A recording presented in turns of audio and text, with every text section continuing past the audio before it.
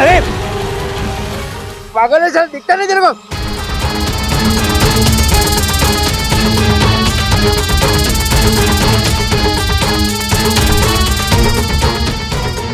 आप ठीक तो?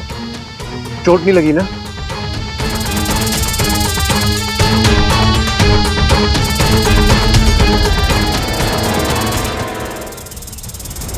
बाबा जी! क्या?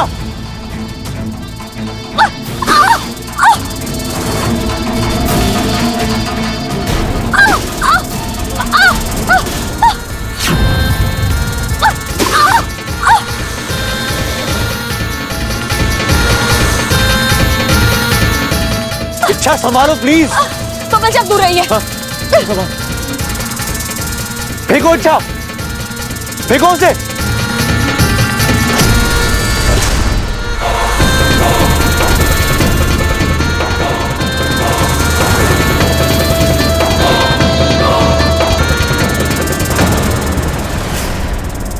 इच्छा संभाल कर, इच्छा, इच्छा।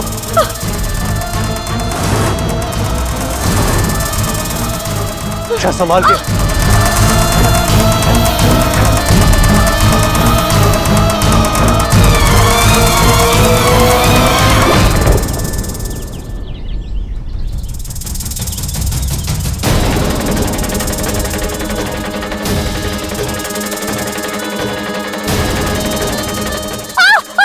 इच्छा,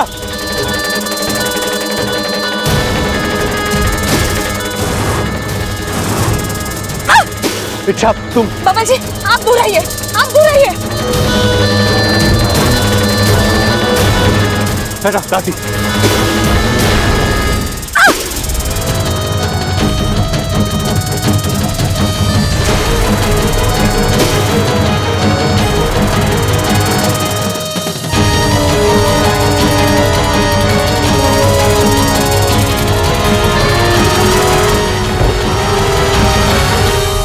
बबल जी आप ठीक तो हो?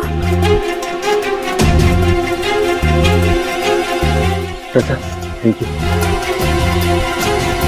चलिए।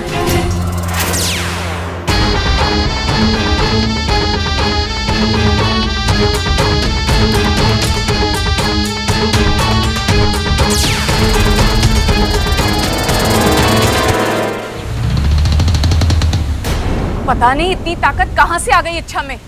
कोबराज को मात दे दी उसने। पानी फन के ऊपर जा चुका है। इच्छा के विरोधी तेवर अपनी हदें पार कर रहे हैं। वो ना तो खुद बबल को मार रही है और ना ही हमें उसे मारने दे रही है। अगर ऐसा ही चलता रहा तो हम नागिस्तान के नियमों पर कभी भी अमल नहीं कर पाएंगे।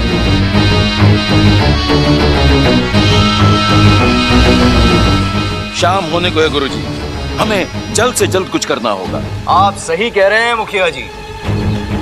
अब हमें किसी ऐसे नाग को भेजना होगा जिससे इच्छा लड़ ही नहीं सकती। कोई ऐसा जो इच्छा को इच्छा की भाषा में जवाब दे सके। मैं तैयार हूं। मैं वहां जाऊंगी, इच्छा से लड़कर बबल का खात्मा कर दूंगी। ईमान से डस लूंगी। नहीं, तुम नहीं जाओगी। तुम पहले ही 2-3 बार इच्छा से मात खा चुकी हो। इच्छा के फन से टकराना तुम्हारे बस की बात नहीं है। इच्छा से लड़ने की ताकत नागिस्तान के सिर्फ एक ही नाग में है और अब वो ही इस अभियान को अंजाम देगा।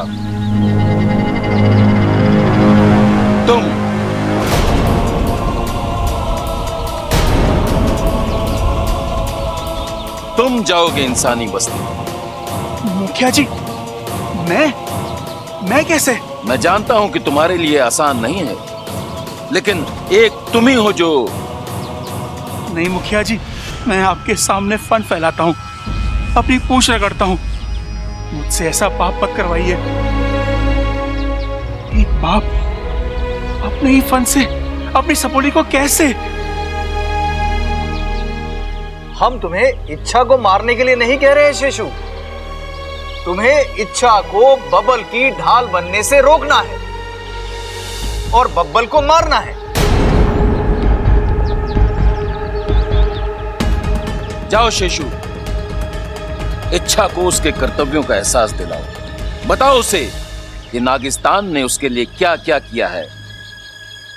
आज अपने प्यार की खातिर जिस जिंदगी को वो दांव पर लगा रही है, वो जिंदगी भी नागिस्तान की ही देन है।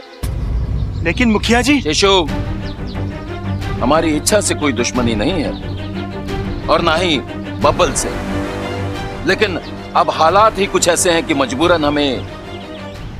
मैं आपकी बात समझ रहा हूं, लेकिन बब्बल मेरा दामाद है, मेरे परिवार का हिस्सा है। मैं ना ही उसका घात कर सकता हूं, ना ही इच्छा का। जज्बाती होकर मत सोचो शेषु, हमारे पास अब ज्यादा वक्त नहीं है। तुम अभी जाओ और जाकर बब्बल को खत्म कर दो। और यदि इच्छा बीच में आए तो उसे कैसे संभालना है, यह तुम अच्छी तरह से जानते हो।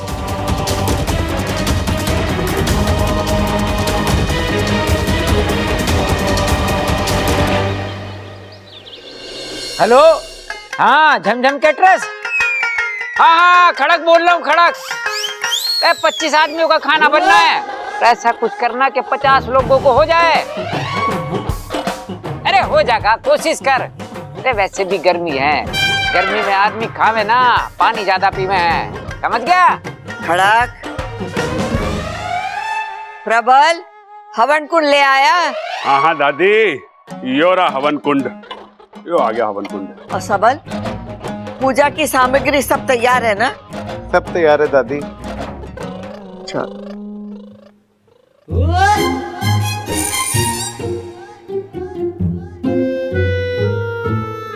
अरे छोटे हैं?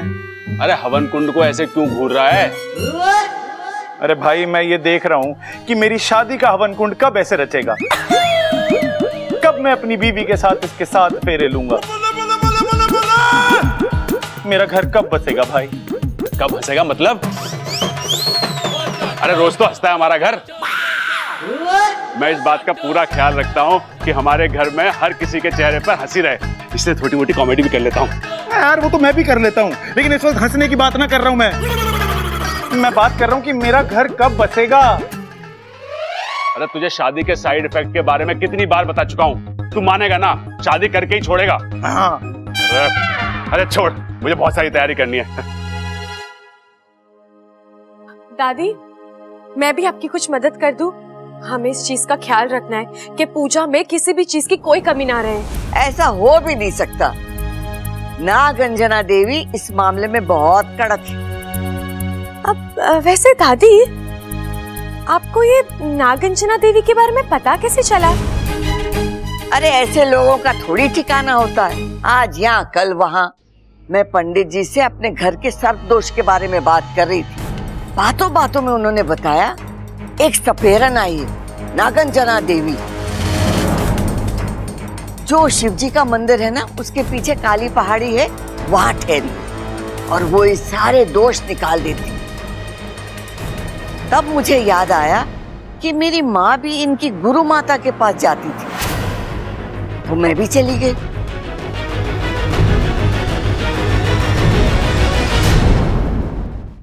कद्रु सूत शेष जगत मते देहि में शरणम गतः। कद्रु सूत शेष जगत मते देहि में शरणम गतः।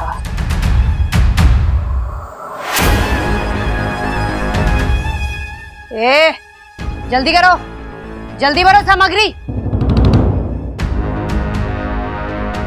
आज हमारी जिंदगी की सबसे बड़ी पूजा है। इस सपेरन को रोकना होगा, लेकिन संभल कर। अच्छा, अगर इसने तुझे देख लिया तो ये तुझे एक झटके में ही पकड़ लेगी। गुरु मैया आशीर्वाद दीजिए कि आज हमारी पूजा सफल हो जाए। नहीं नागंजना देवी, तेरी पूजा संपन्न तो दूर, मैं शुरू ही नहीं होने दूंगी।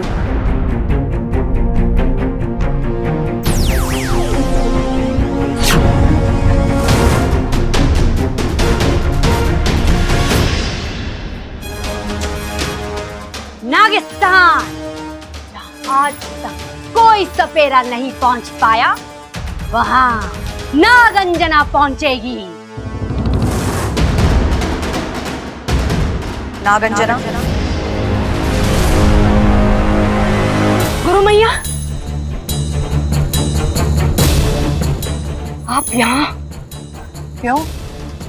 हम अपनी शिष्या से मिलने नहीं आ सकते? जी बिल्कुल आ सकती हैं। ये तो हमारा सौभाग्य है कि आप। हम यहाँ एक विशेष कार्य से आए हैं। हमें हमारी दिव्य दृष्टि से ये पता चला है कि करचुरा के जंगल में एक नागमणि वाली नागिन। जाओ, उसे पकड़कर वो नागमणि हासिल करो।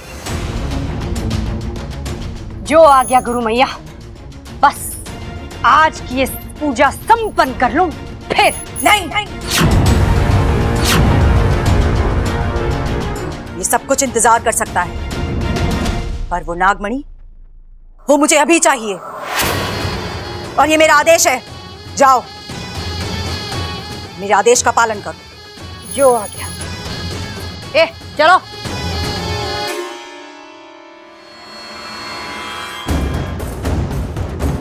लेकिन गुरु मैया, आपको हमारा पता कहाँ से पता चला? नागंजना, हम तुम्हारी गुरु माता हैं। जब हम अपनी दिव्य दृष्टि से उस नागमणि का पता लगा सकते हैं, तो अपनी शिष्या का पता लगाना कौन सी मुश्किल बात? बिल्कुल मुश्किल बात नहीं है गुरु मैया।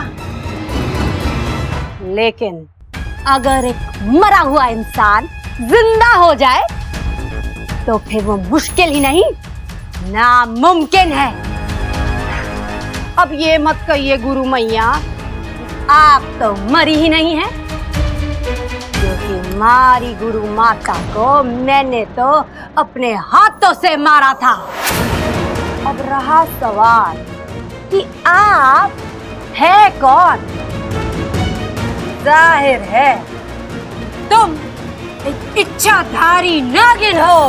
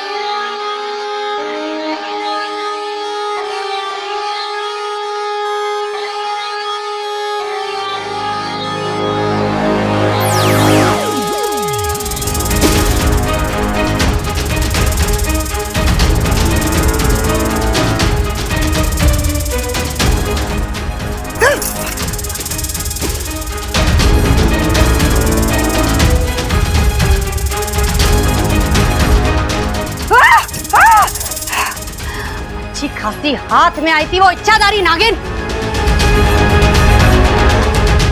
उस संगीत की आवाज ने सारा खेल बिगाड़ दिया। पता नहीं कौन थी, यहाँ क्यों आई थी?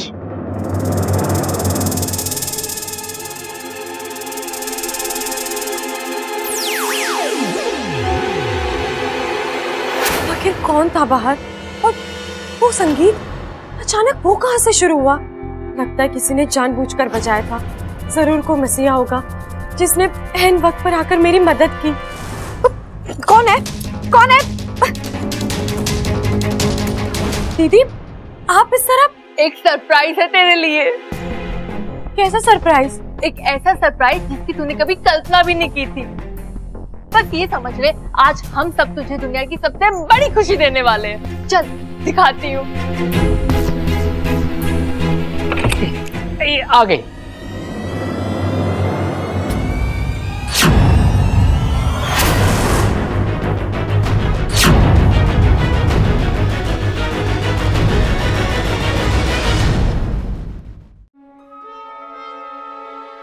गौर से देख इन्हें और पहचानने की कोशिश कर।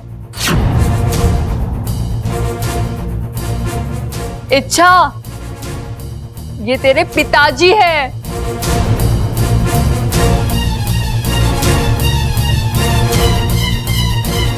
कैसे पहचानेगी छोरी? इसकी तो याददाश्त गई भी है। इसे तो कुछ भी ना याद है, न इसके माता पिता, न घर बार, न खानदान, कुछ भी तो नहीं। लेकिन छोरी, ये जो तेरे पिताजी है ना, इन्हें सब कुछ याद है कि तू कहाँ से खोई थी, कैसे खोई थी।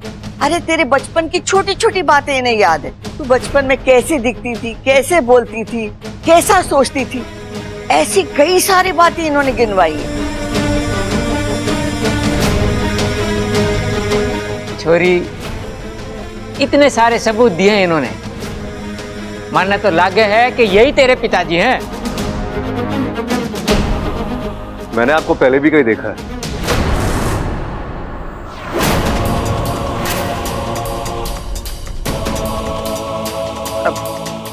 ये कैसे हो सकता है? मैं तो शहर में पहली बार आया हूं, वो भी इच्छा को लेने। लेकिन आपको कैसे पता चला कि इच्छा यहाँ है? छोरा, तू तो एक दरोगा की तरफ पूछताछ कर रहा है। पूछने दीजिए कौशल्या देवी, मैं बताता हूँ। मेरे एक दोस्त हैं गिरधारी लाल, जो सरकारी सेवा में है, और हाल ही में उनका तबादला यहाँ हुआ है। बस अभी कल परसों इन्होंने इच्छा को यहाँ की सड़कों पर देखा और वो चौंक गए। उन्होंने फोन करके मुझे कहा कि शायद आपकी बेटी यहाँ है। बस फिर क्या था, पिता का मन। मैं सब कुछ छोड़ छाड़ कर यहाँ चला आया और मुझे मेरी बच्ची मिल गई। छोरे, हो गई तसल्ली या और कुछ पूछना बाकी है? नहीं पिताजी, सिर्फ इनके कहने से हमें कैसे मान ले कि ये इच्छा के पिताजी है। माना कि इन्होंने इच्छा के बारे में कई सारी बातें हमें सही सही बताई है, लेकिन ये भी हो सकता है ना कि इन्होंने ये सारी बातें किसी से सुनी हो, या फिर मुझे इनसे अकेले में बात करनी है। हाँ हाँ छोरी, क्यों नहीं, जाइए।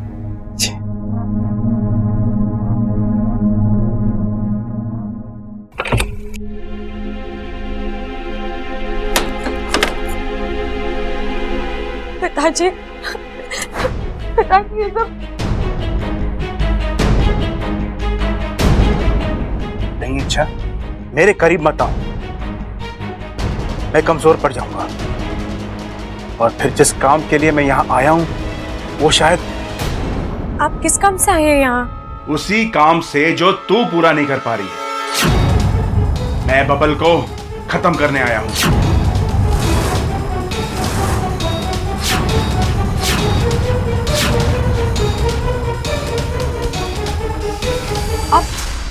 आप बबल जी को मारने आए हैं यहाँ? पिताजी, बबल जी आपके दामाद है। आप अपने हाथों से अपनी सपोरी का सुहाग कैसे उछाल सकते हैं? इच्छा, जज्बात अपनी जगह है और काम अपनी जगह। मैं यहाँ अपना फर्ज निभाने आया हूँ, नागिस्तान को बचाने आया हूँ। कुछ फर्ज रिश्तों से भी बड़े होते हैं। नहीं, आप झूठ बोल रहे हैं। आप अपनी सपोरी के साथ ऐसा कर ही नहीं सकते। ये ऐसा नहीं करना चाहता हूँ, लेकिन मैं मजबूर हूँ। बब्बल अगर जिंदा रहा तो नागिस्तान का अस्तित्व खतरे में पड़ जाएगा।